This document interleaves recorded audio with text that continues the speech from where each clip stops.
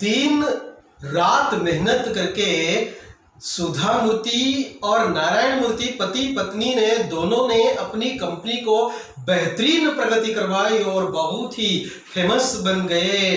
दिन दुनी रात चौगुनी, यानी कि दिन रात मेहनत की, बहुत तेजी से आगे बढ़े और उन्होंने ये इसी क्षेत्र में बहुत ही नाम कमा लिया। तकनीकी क्षेत्र में फिर समाज की सेवा करने लगी, अनेक प्रकार की सेवा की और 1996 में वह चेयरपर्सन बनी इंफोसिस कंपनी के।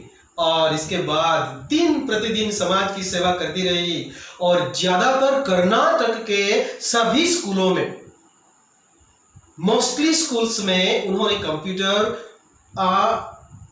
दान किए और कंप्यूटर का अलग रूम बनाया और हर विद्यार्थी कंप्यूटर सीखे। ये उनका बहुत बड़ा निर्णय था कि ये सबसे ज्यादा लाइब्रेरीज हो, हर स्कूल्स में लाइब्रेरी मिले, हर विद्यार्थी किताब पढ़ सके, हर विद्यार्थी ज्ञान पा सके, हर विद्यार्थी कंप्यूटर का नॉलेज प्राप्त कर सके। इसीलिए हर एक स्कूल में, छोटी बड़ी हर स्कूल में इसने कंप्यूटर्स और लाइब्रेरी का निर्माण करवाया। सुधा मूर्ति ने स्वयं को अब पूर्ण रूप से समाज सुधारक के रूप में अपने आप को समर्पित कर दिया और सुधा मूर्ति ने अपने आप को समाज के लिए, समाज की सेवा के लिए समर्पित कर दिया। पूरा जीवन समाज की सेवा के लिए समर्पित कर दिया। फिर बेल्लारी, बीजापुर, हुगली, फिर ऐसे आदि के अस्पतालों को उच्च तकनीकी चिकित्सा उपकरण उन्होंने उपलब्ध करवाए। और जो जो मैंने प्लेसेस के नाम बोले, उन प्लेसेस में बहुत बढ़िया हॉस्पिटल्स का निर्माण किया और हॉस्पिटल्स में नई तकनीकें और नए साधन, आधुनिक साधन लगवाए और अच्छी तरह से लोगों की सेवा हो सके, मुफ्त में सेवा हो सके। इसीलिए उन्होंने इस प्रकार अस्पतालों में काफी चेंजेस, उन्होंने कुछ परिवर्तन लाए। और इस प्रकार कांची में कैंसर हॉस्पिटल, कांची में कैंसर अस्पताल, औरंगाबाद, फिर बेल्लारी, गुलबर्ग, पट्टुमडाई, बेंगलुरु आदि में चिकित्सा सहायता तथा उनके उस्मानाबाद जिला, उड़ीसा के कालाहांडी और आंध्र प्रदेश के सूखा पीड़ित क्षेत्र में राहत कार्य करवाए। और दिन प्रतिदिन उड़ीसा और आंध्र प्रदेश जैसे स्टेट्स में, तेलंगाना जैसे स्टेट्स में इन्होंने अस्पताल बनवाए, रोगियों की सेवा की, मोस्टली कैंसर से पीड़ित लोगों की मुफ्त में सेवा करवाने लगी और खुद के पैसे, डॉक्टर खुद की हॉस्पिटल्स, इसीलिए सभी प्रकार की दवाइयां से लेकर पूरा जीवन दान मुफ्त में वो दिलवाती थी डॉक्टरों से और बहुत ही बढ़िया सेवा कर रही थी। इस प्रकार अंत में कुदरत की आफत जैसे कि अकाल यानी कि सूखा, अकाल यानी कि क्या, सूखा यानी अकाल यानी कि दुष्काल, काल मतलब समय, दुष् मतलब खराब, यानी कि दुष्काल, अकाल के समय में उन्होंने ज्यादातर लोगों की सेवा की, मुफ्त में खाना दिया, तमाम प्रकार की सेवा की, अस्पताल से लेकर छोटे छोटे मजदूरों से लेकर धनी सभी की सेवा वो निस्वार्थ भाव से करती रही।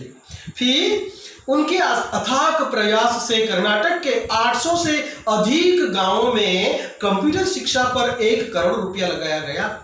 और कंप्यूटर क्षेत्र में उस समय 1996 की बात में कर रहा हूं, 1996 की बात में कर रहा हूं। उस समय कंप्यूटर का जो कंप्यूटर विज्ञान क्षेत्र जो था, कंप्यूटर जो फील्ड था, उस समय उतना बढ़ावा नहीं दे रहे थे। हाँ, तकनीकी उपकरण तो बनाए गए थे और कंप्यूटर विज्ञान की पढ़ाई यानी कि कंप्यूटर क्षेत्र में पढ़ाई हो रही थी, लेकिन ज्यादा तौर पर नहीं थी। इसीलिए उन्होंने कंप्यूटर विज्ञान और कंप्यूटर की पढ़ाई के लिए दिन प्रतिदिन वो हर पाठशाला में, हर स्कूल्स में डोनेशन देती और कंप्यूटर एक लैब बनवाती और एक लाइब्रेरी बनवाती किताबों के लिए, पढ़ाई के लिए।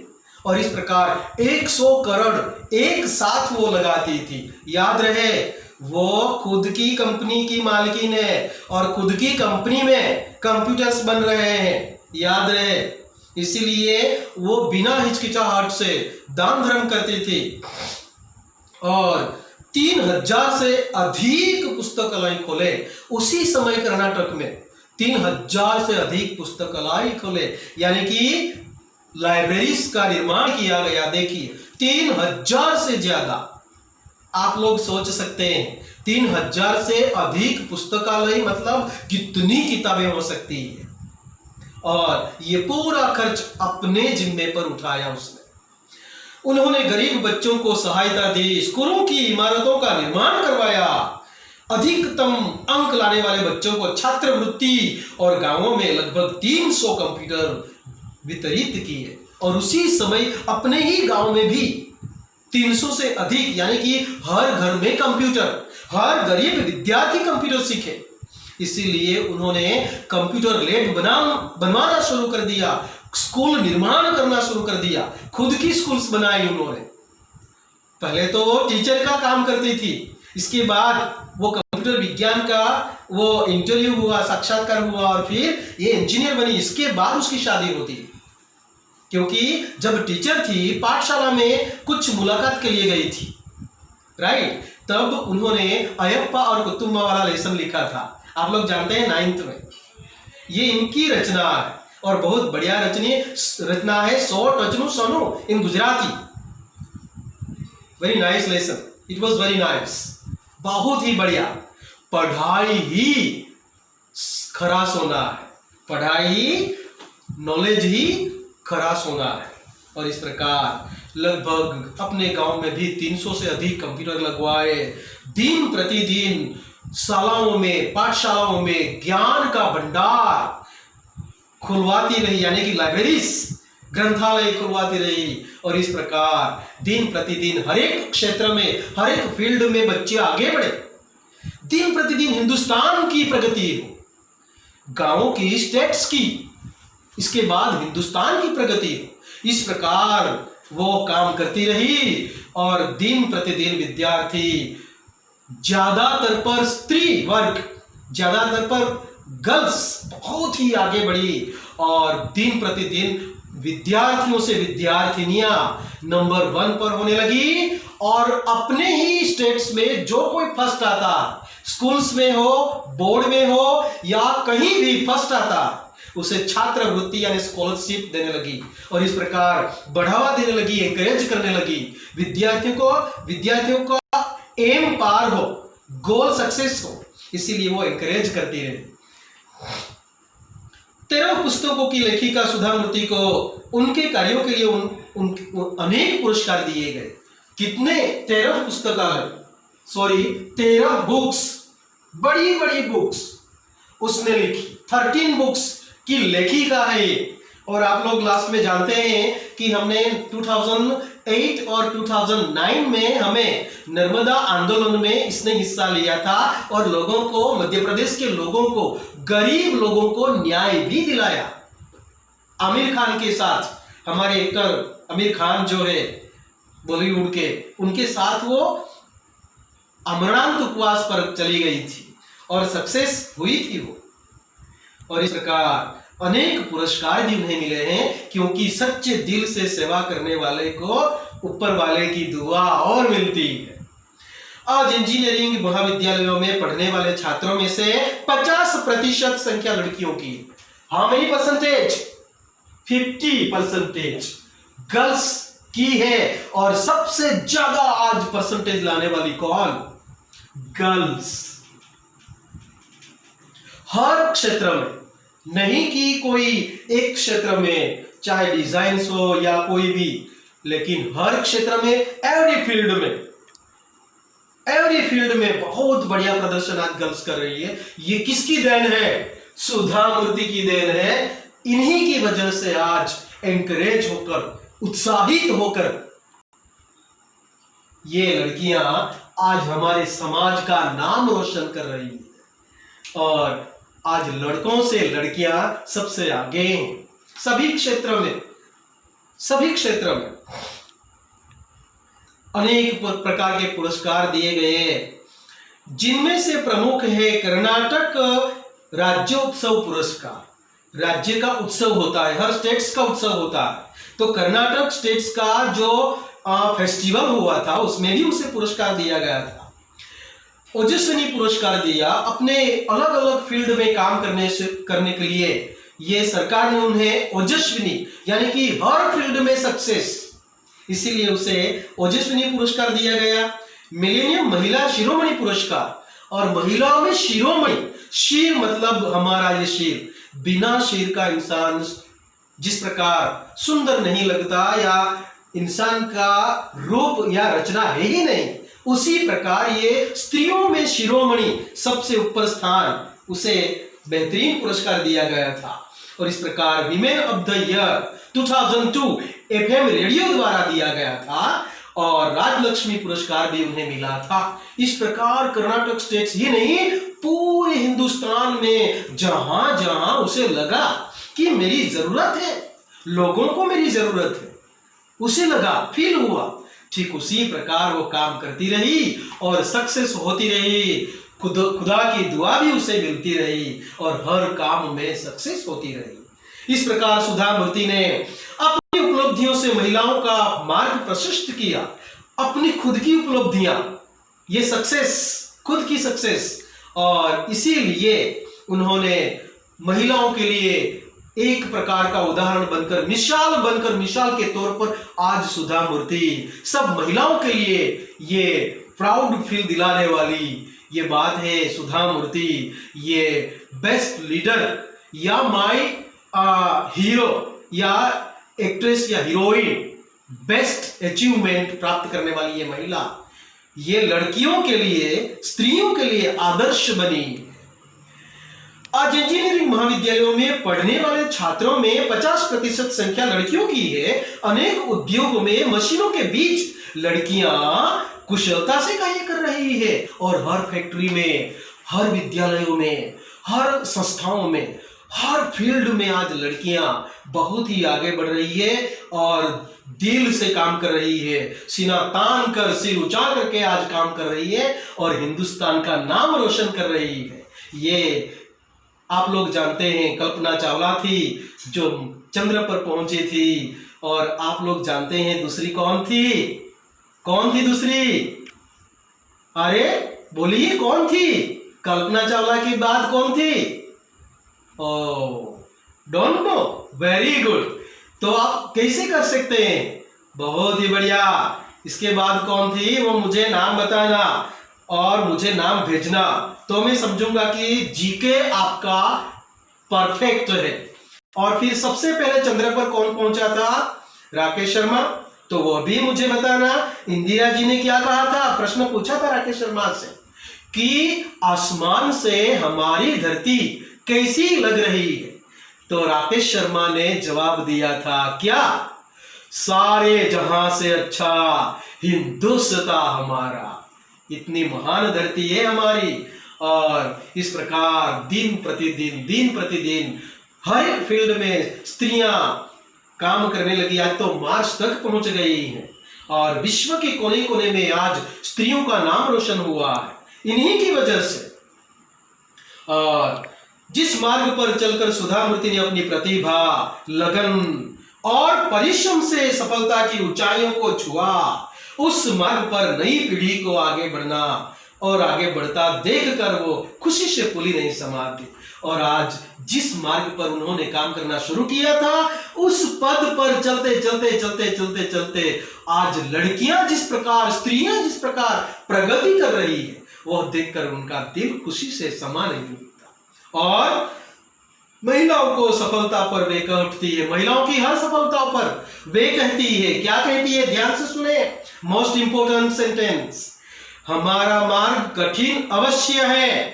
क्या कहती है? हम जिस मार्ग को चुनकर आगे बढ़ रहे हैं, उस मार्ग को कठिनता से लिया जा रहा है और मार्ग हमारा कठिन जरूर है, लेकिन चलना भी तो जरूरी है। और कहती है कि कठिनाइयों को पार करते हुए चलना हमारा काम है। और इस प्रकार यहाँ सुधा मूर्ति अपने इंकरेज करने वाले शब्दों से हर महिलाओं के लिए एक आदर्श बन गई, और हर महिलाओं के लिए ही नहीं, हर हिंदुस्तानियों के लिए। और इस प्रकार दिन प्रतिदिन हिंदुस्तान और हिंदुस्तानियों के लिए वो एक बेस्ट से बेस्ट उदाहरण मिसाल बनकर रही। तो यहाँ आपका पाठ खत्म होता है और हम आगे प्रश्न के उत्तर देख रहे हैं।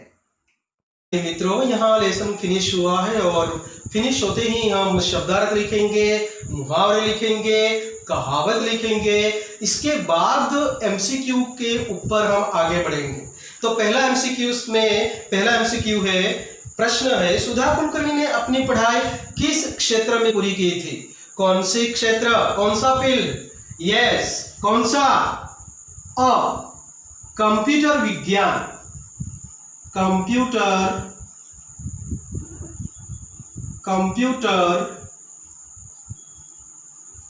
विज्ञान। कौन सा क्षेत्र? Very good. कंप्यूटर विज्ञान में इन्होंने अपना नाम आगे बढ़ाया था और किस कंपनी के विज्ञापन में लिखा था कि महिला उम्मीदवार आवेदन न भेजें? कौन सी कंपनी की? टेल्को, टाटा की कंपनी थी। यस, तो ऑप्शन होगा वह भी अ ही है, यह भी अ ही है। कौन सा? टेल्को। कौन सा? टेल्को कंपनी। Very good. फिर थर्ड वन, विज्ञापन में किस प्रकार का भेदभाव स्पष्ट होता था? हाँ, भेदभाव था। कौन, किसके बीच के भेदभाव? महिला और पुरुष के बीच का भेदभाव। तो ब ऑप्शन होगा आपका। कौन सा होगा? ब। क्या है? महिला पुरुष का भेदभाव स्पष्ट होता दिखाई दे रहा था। इसके बाद है, सुधा कुलकर्णी को साक्षात्कार के लिए कहां बुलाया गया? कौन से प्लेस पर बुलाया गया था? यस, ब। कौन सा? ब कौन सा है? पूना। कौन सा है? पूना। कौन सा है? Poona place. Very good. Poona शहर। Very good. यस। इसके बाद फोर्थ वन कि लेखिका सुधा मूर्ति को 2002 में वुमन ऑफ द ईयर का पुरस्कार किसने दिया? किसने दिया? लास्ट में लिखा ही है, लास्ट पेज 20 पर लिखा है, देखो सेकंड पैराग्राफ में। यस यस, कौन सा? एफएम रेडियो, यानी कि सी का मतलब सी,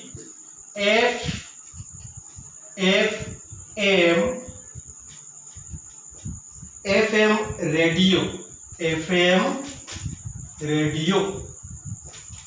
रेडियो द्वारा उसे वुमन ऑफ द ईयर 2002 का अवार्ड दिया गया था। इसके बाद है एक एक वाक्य में उत्तर। टेल्को कंपनी का विज्ञापन किस पद के लिए था? किस पद के लिए था? Computer engineer. पूरे वाक्य में आप उत्तर लिखेंगे कि टेल्को कंपनी का विज्ञापन कंप्यूटर इंजीनियर के पद के लिए था, और वो भी मेहनती परिश्रमी। कंप्यूटर विज्ञान क्षेत्र में इंजीनियर की जरूरत थी, वो भी मेहनती। फिर विदेश जाकर सुधा किस क्षेत्र में पढ़ाई करना चाहती थी? स्नातकोत्तर उसे शिष्यवृत्ति मिली थी, वह रिसर्च क्षेत्र में, कंप्यूटर विज्ञान के रिसर्च क्षेत्र में वो आगे बढ़ना चाहती थी पढ़ाई के लिए। फिर थर्ड वन, विज्ञापन की अंतिम पंक्ति पढ़कर सुधा के मन में क्या विचार आए? सुधा के मन में क्या विचार आए कि ये लोग हिंदुस्तान में पुरुष और महिला के बीच भेदभाव बनाकर ये अन्याय कर रहे हैं। फिर फोर्थ वन, वृद्ध सज्जन ने स्नेहमयी वाणी में साक्षात्कार के समय सुधा से क्या कहा? तो सुधा से कहा कि ये शुरुआत आपसे की जाती है, आपको यह पद के लिए नियुक्त किया जाता है, चूज किया जाता है, राइट।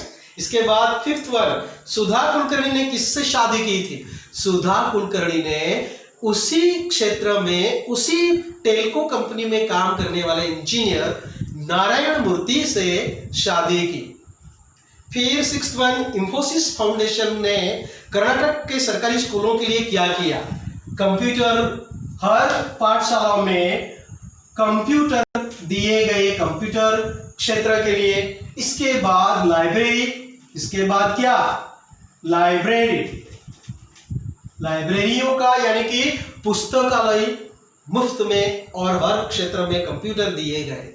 फिर सुधा मूर्ति महिलाओं की सफलता पर क्या कह उठी? हमारा मार्ग कठिन जरूर है, राइट, चलना जरूरी है। हमारा मार्ग कठिन अवश्य है, चलना जरूरी है। तो इसके बाद हम 2-3 वाक्य के उत्तर आगे बढ़ रहे हैं। टेल्को विज्ञापन में चौंकाने वाली बात क्या थी? टेल्को कंपनी के विज्ञापन में एक छात्रा हॉस्टल की ओर जा रही थी, यानी कि सुधा मूर्ति। जब विज्ञान क्षेत्र का जो क्लास था वो खत्म हो गया और वो हॉस्टल की ओर जा रही थी, तो उसकी नजर एक विज्ञापन पर पड़ती है और उसमें उसने देखा, ठीक है, लेकिन छोटे अक्षरों में छपा हुआ था कि महिला उम्मीदवार आवेदन न भेजे। इस पर वो सोच कर रुक जाती है। चौंकाने वाली बात उसके लिए ये थी, इसीलिए वो रुक गई। सुधा ने स्त्री पुरुष के भेदभाव के लिए क्या निश्चय किया? ठीक तरह से विज्ञापन उसने पढ़ा, बार बार पढ़ा, 2-3 बार पढ़ा और नोट करके वो अपने कमरे में गई और उसने मन ही मन निश्चय कर लिया कि वो टेल्को कंपनी के मुख्य अधीक्षक को, यानी कि प्रमुख या डायरेक्टर जनरल जो भी है, उससे वो जरूर खत लिखेगी। और इस बात पर वो इसीलिए नाराज है कि हिंदुस्तान में टेल्को जितनी बड़ी कंपनी भी स्त्री पुरुष के बीच ये अन्याय कर रही है। ऐसा करेंगे तो स्त्री जिंदगी में आपकी कंपनी में कभी भी वो काम नहीं कर पाएगी, ये मौका पाएगी ही नहीं। इस प्रकार वो लिखेगी, ऐसा उसने सोच रखा था, राइट। इसके बाद सुधा और नारायण मूर्ति ने इंफोसिस फाउंडेशन द्वारा क्या क्या कार्य किए? लाइब्रेरीज, पुस्तकालय खोलें, हर छोटी सी छोटी पाठशालाओं से लेकर महाविद्यालयों तक कंप्यूटर्स दान दिए, कंप्यूटर्स का उन्होंने हेल्प किया। इसके बाद बड़ी बड़ी अस्पताल, कैंसर जैसी अस्पताल से लेकर उड़ीसा, बेंगलुरु, आंध्र प्रदेश के कई जिलों में उन्होंने तरह तरह प्रकार की अस्पतालों का ये शुरुआत यानी कि निर्माण करवाया और बड़े बड़े विद्यालयों का भी निर्माण करवाया। इस प्रकार सुधा मूर्ति, नारायण मूर्ति, ये दोनों के द्वारा ढेर सारे, यानी कि इंफोसिस फाउंडेशन द्वारा ढेर सारे काम किए, राइट। इसके बाद है कर्नाटक सरकार तथा अन्य संस्थाओं द्वारा सुधा को किस पुरस्कारों से सम्मानित किया गया? तो ये महिला पुरस्कार एफएम रेडियो द्वारा आप लोग जानते हैं कि वुमन ऑफ द ईयर दिया था। इसके बाद पेज नंबर 20 पर last to second paragraph, right, फिर उन्होंने मिलेनियम महिला ऑफ द ईयर, ओजस्विनी पुरस्कार और कर्नाटक राज्योत्सव पुरस्कार और राजलक्ष्मी पुरस्कार आदि पुरस्कार देकर उन्हें सम्मानित किया गया था। बाइज्जत उनकी इज्जत और 4 चांद लग गए उनकी इज्जत में, उनके नाम के आगे, यानी कि प्रगति दिन प्रतिदिन बढ़ती है। फिर लॉन्ग आंसर से साक्षात्कार में सुधा ने अपनी दृढ़ता का परिचय कैसे दिया? उन्होंने जब लेटर लिखा तो 10वें दिन वापस प्रत्युत्तर आया था और उसमें यह लिखा था कि आपको साक्षात्कार के लिए किस शहर में बुलाया जाता है? पूना शहर में बुलाया जाता है, ऐसा उसमें लिखा था। फिर पूना वो गए, बहुत ही दिल से आंसर देती रही, अच्छे विश्वास के साथ हर तकनीकी सवाल का जवाब तकनीकी के जवाब से ही देती थी। बहुत बढ़िया आंसर दिए और इसीलिए अपनी ये जो बहुत मेधावी बुद्धि का प्रदर्शन किया उसने, यानी कि नॉलेज जो था, बेहतरीन नॉलेज का उसने प्रदर्शन किया। फिर वो इस प्रकार आप लॉन्ग आंसर लिखेंगे। फिर सुधा के स्थान पर आप होते तो क्या करते? सुधा के स्थान पर अगर आप होते तो हम भी यही सवाल उठाते कि स्त्रियों को आप लोग यानी कि समान दर्जा दे रहे हैं, तो फिर आप ऐसा क्यों कर रहे हैं? ये अन्याय, ऐसा करने से हमारे देश का नाम बदनाम होता है, समाज का नाम बदनाम होता है। स्त्रियों की बुद्धि आंकी नहीं गई है अब तक, और स्त्रियां तो आज पुरुष से अधिक आगे, हर फील्ड में, हर क्षेत्र में स्त्रियों का नाम, और स्त्रियों ने नाम रोशन किया। यहाँ तक मार्स और मून तक, चंद्र तक पहुंच गई स्त्रियां, और प्रधानमंत्री से लेकर ढेर सारे बहुत बढ़िया आईएएस और राष्ट्र प्रमुख और बहुत सारे फील्ड्स में उन्होंने नाम रोशन किया। इसलिए स्त्रियों को हम किसी भी तरह से नीचा नहीं गिन सकते, यानी कि उसे नीचा नहीं दिखा सकते। और हम अगर सुधा मूर्ति की जगह होते तो हम भी वही करते, और हम भी आवाज उठाते अन्याय के खिलाफ, ये असमानता के खिलाफ, लिंग भेद के खिलाफ हम आवाज उठाते। इस प्रकार आप लोग लिखेंगे। फिर सुधा मूर्ति महिलाओं के लिए किस प्रकार प्रेरणा रूप मूर्ति थी? सुधा मूर्ति महिलाओं के लिए प्रेरणा मूर्ति थी, एक ओजस्वी नारी, एक प्रेरणादायी नारी, पूरे हिंदुस्तानी नारियों के लिए उदाहरण रूप थी, मिसाल थी, क्योंकि उन्होंने हर फील्ड में, हर क्षेत्र में, कंप्यूटर विज्ञान जैसे फील्ड में अकेली नारी, कई पुरुष विद्यार्थियों के बीच अकेली नारी, यानी कि अकेली विद्यार्थिनी के रूप में वो पढ़ रही थी, फिर भी वो बेहतरीन थी, कक्षा में फर्स्ट आती थी, और बहुत ही बेहतरीन प्रगति की उसने। और दिन प्रतिदिन ये उसने मेहनत के जरिए, परिश्रम के जरिए, और परिश्रम के जरिए उन्होंने ढेर सारी प्रगति की। इसीलिए आज महिलाओं के लिए वो बेस्ट से बेस्ट एग्जाम्पल है। इसके अधिक आज कई नारियों ने उनमें जब बहुत ही बढ़िया जन्म लिए और बढ़िया तरीके से उन्होंने काम किए, अच्छी तरह से, ढेर सारी तरह से उन्होंने ये हमारे हिंदुस्तान का नाम रोशन किया है। इस तरह हम इसमें अच्छी तरह से लिखेंगे। इसके बाद हम पर्यायवाची शब्दों की ओर आगे बढ़ रहे हैं। परिसर का मतलब है आंगन, कंपाउंड जिसे आप लोग कहते हैं ना, वो आंगन है। और शुरुआत का मतलब है प्रारंभ। शुरुआत का मतलब क्या है? प्रारंभ। देखिए ये पर्यायवाची शब्द है, और पर्यायवाची शब्दों में अभी लिखने जा रहा हूं, ध्यान दीजिए। ये परिसर का मतलब है आंगन, आंगन, राइट। और फिर शुरुआत का मतलब है प्रारंभ। शुरुआत का मतलब क्या है? प्रारंभ।